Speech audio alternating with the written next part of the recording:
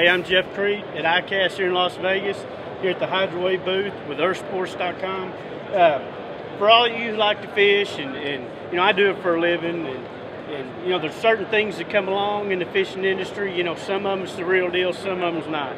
I'm gonna tell you, I've used this all year long on my boat, and you know, fish is smell, sight, and sound. And I'm gonna tell you, sound's as big as any of it is.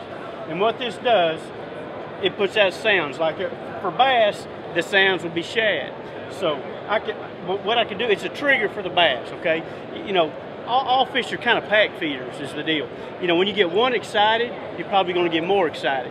So what you do here, you have sounds of shad in different stages. There's different sounds you can make, different volumes and things like that. But for bass, it's the real deal. But what we have now is the saltwater version. And so what we've done with this, here is shad and shiner, here is shrimp and croaker and things like that. And all fish are going to relate to sound. You know, when you're out there fishing for speckled trout, you're out there popping your cork, aren't you? I mean, that's just sound of a popping cork. So now you have the actual sound of croakers and shrimp. And we filmed these, or took these sounds from them. So it's not like we're pretending to make this sound. I mean, this was, they have had underwater microphones and things like that, and really got them in the real environment. So what it does, it's gonna bring those fish into you. It's gonna bring your bait in toward the boat, and that's what helps you catch more fish. Right, you know, the cool thing about the Hydrowave is it's really simple to use, and most of the stuff now, you have too many buttons. So all you're gonna do when you power it up, you hit menu, and what you have is you have all these different sounds you can do.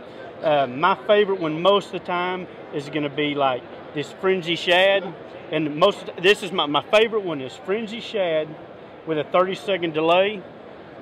Just hit play, you're going, and then you can adjust your volume. Now the tendency on this thing is, for most people, is going to be to blast the volume too high. It's really loud underwater. You don't need to go that high. So most of the time, I'm going to run it probably right in there. But now if it's windy, if it's windy, don't be afraid to go on up with it. You know, it depends on the condition. It depends how active the fish are. But fringy shad is one of my favorite ones all around.